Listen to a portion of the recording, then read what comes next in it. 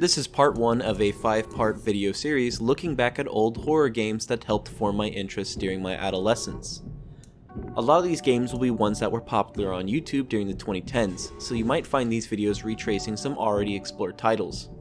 I think it's important to every once in a while stop and take a look at what initially got you to where you are today. I would say the main way I enjoy to spend my free time is to play video games, and of all the genres I play, horror games are definitely one of, if not, my favorite. Seeing as how I grew up during the beginning of YouTube, I, like many young teenagers, found myself consuming hours of horror game YouTubers. Hello everybody, my name is Markiplier and welcome to Five Nights at Freddy's. This means I was subjected to a lot of good, innovative games, and to put it nicely, underdeveloped products. I think spending some time on older titles where they must first stand the test of time is a good way to figure out what aspects of horror games that really shine through to me, because surface layer things like graphics and production value just won't be there in these older titles. Thank you for clicking on this video, and I hope you enjoy. If you have watched any of my other horror related videos, then you will know that I often scrutinize chasing mechanics, as they are often prematurely used and ruin an atmosphere that wasn't given enough time to breathe. I have since started to change my stance, believing that a plethora of tiny, mostly unpolished indie games are what have caused my burnout with this mechanic. Functionally speaking, chases are one of the best ways to give payoffs to a built-up atmosphere, but in most circumstances it accomplishes just that, leading it to being predictable rather than something special. An example of what I'm talking about would be Spooky's House of Jumpscares, which is essentially a long series of chases that have game-altering effects depending on the specimen that is pursuing the player. Some add small obstacles that hinder the player's movements. Others will change the way the player views the environment, making doors harder to discern from the rest of the wall textures. And lastly, some fundamentally change the way the player must run away, like looking back at the specimen while navigating the hallways backwards.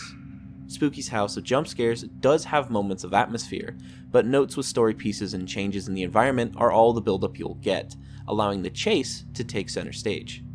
Only a handful of games have chase sequences that matter as much as this. Amnesia with its insanity warping effects, Mr. X with his never-ending pursuit, and the topic of today's video, Aoni.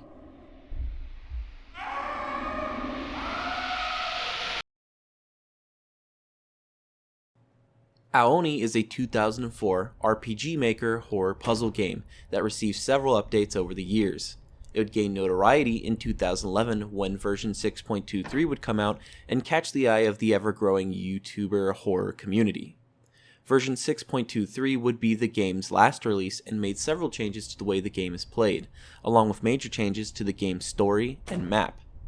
6.23 is the version of the game that we will be reviewing in this video, and is the version of the game that I will ultimately be recommending you try out as well. In Aoni, you play as a middle school boy who, along with his friends, are stuck in a mansion while a large, uncanny Oni chases them. The player is tasked with solving increasingly intricate logic-based puzzles, which will normally result in keys that unlock different locations of the mansion.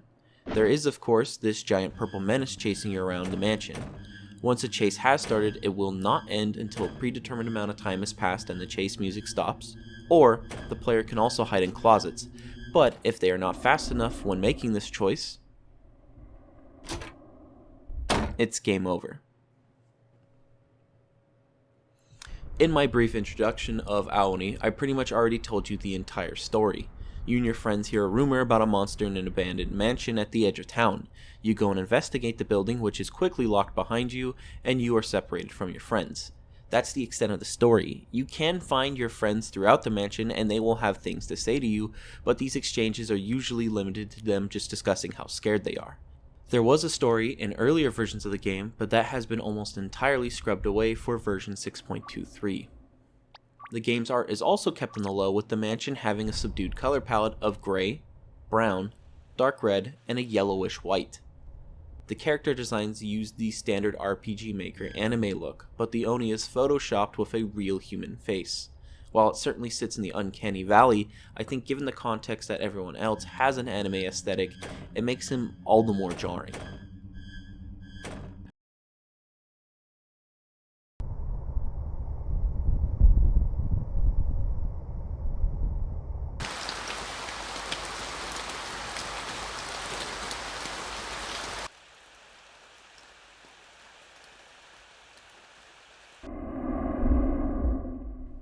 Aoni's background music, or lack thereof, is quiet yet foreboding. One of the more paranoia-inducing tracks would be the heavy breathing sounds of the basement. This uses the same track when you're hiding in a closet and the Oni's in the same room. The player will likely have heard this track before, leaving the basement sections of the game to be some of the most uncomfortable. All other sound effects are loud and harsh, a deliberate choice since every sound feels uncomfortable when you are actively trying to avoid the Oni. And when an Oni does decide to come crashing through the door, the shock of that door slamming open might just be enough to catch the player off guard. There are two instances of standard music being used, one when first seeing the Oni, and during chases. During chases, the music changes to a song that sounds like it's constantly building up, as if it is a foregone conclusion that the player will be caught, and that will be the payoff to the song. All of these seemingly small details combine to make both an oppressive and tense environment. The drab and mundane visuals drags all the focus on the Oni and how unnatural everything surrounding it is, including the way he attacks you.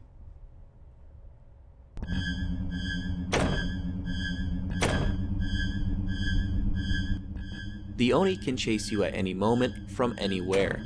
No place, and specifically no door, is safe. The game features a mechanic where during random increments of time, an Oni will chase you after going into a new room. It will enter from any door and instantly start a chase, though this is an uncommon occurrence, only happening twice to me during runs to record footage. These random occurrences can lead to some heart-pounding chases that will punish the player for making mistakes, but these can also lead to some frustrating moments. Alright, kid's bedroom key. Let's go to the kid's bedroom. What? I didn't even get to react. Nonetheless, this particular chase mechanic creates the tension in the environment that makes the game so damn good. You are never given a guaranteed safe room, and anytime you take a few steps, he could come barreling down out of any door. It's an incredibly strong form of pressure, and the game still finds a way to throw more at you. The other way that Oni will chase you are through predetermined spots that can be literally anything. You just finished that puzzle? Chasing. Think you're safe in this unassuming dining room? Chasing. There's no possible way he could be hiding here, right? Chasing. The Oni has an otherworldly feeling to it. It makes zero sense that he would be able to fit in that fireplace, yet there he is. Deal with it. The game uses several devious tricks and never sets rules on how a chase will start. There is never that safe moment in Oni. The only rule that the game ever establishes in your favor is that you have to run away until the music stops, and even then, they mess with this rule a little bit. It's a constant, unpredictable game of cat and mouse, and one that I surely enjoyed. The other form of gameplay that you will be doing in Oni are, for the most part, logic-based fetch quests. These puzzles require some gathering first, having to check every room and touch every obstacle on a floor. For example, during the opening act, you have to find a library key. The player will check every door, finding all but one locked, and then after a brief talk with their friend, they will have to push this chair to find the key. This already teaches the player two things. One, chairs can be moved. This will be used in future puzzles to find things out of reach. And more importantly, number two, items won't always be found in plain sight. You will have to interact with just about everything to be safe. Some will have hints like this bed found early in the game. You can tell the bed can be moved based off the discolored flooring next to it, but not everything is so cut and dry. Many of the actual puzzles themselves require movement from room to room for no apparent reason except the passing of time. This portrait won't display the code to a safe until previous puzzles have been completed, and some doors will react in the same way, only unlocking after specific events have been triggered. This means there's a lot of just clicking on stuff in random rooms, and checking older already completed rooms to see if anything has changed.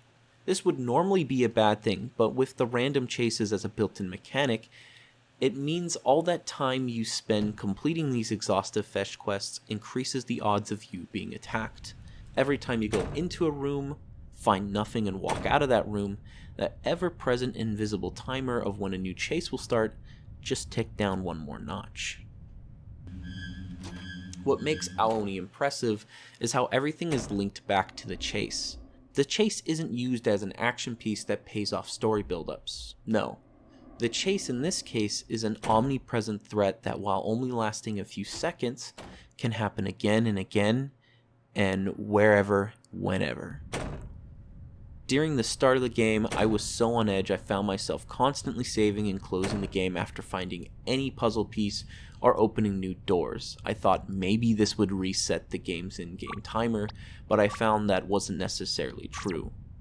It was so stressful to me that I just had to take breaks after a while every few minutes. And for a game to make me feel this way with functionally no story is a testament to how strong the system and the Oni's striking visuals really are. The scares can be pretty damn good, and this game hits the player with one of the most intelligent jump scares I have ever seen. Personally, I hate jump scares, but I had the biggest grin on my face when this one got me. I highly recommend you give Aoni a try, as it won't take up much of your time, clocking in at 4 hours for my first playthrough, and it's a completely free game, only requiring you to download the game and runtime package Windows XP version. Links are in the description along with the wiki's installation guide. I hope you stick around for the next video, where we will be covering source mod horror games, Cry of Fear, and Nightmare House 2. Thank you for watching.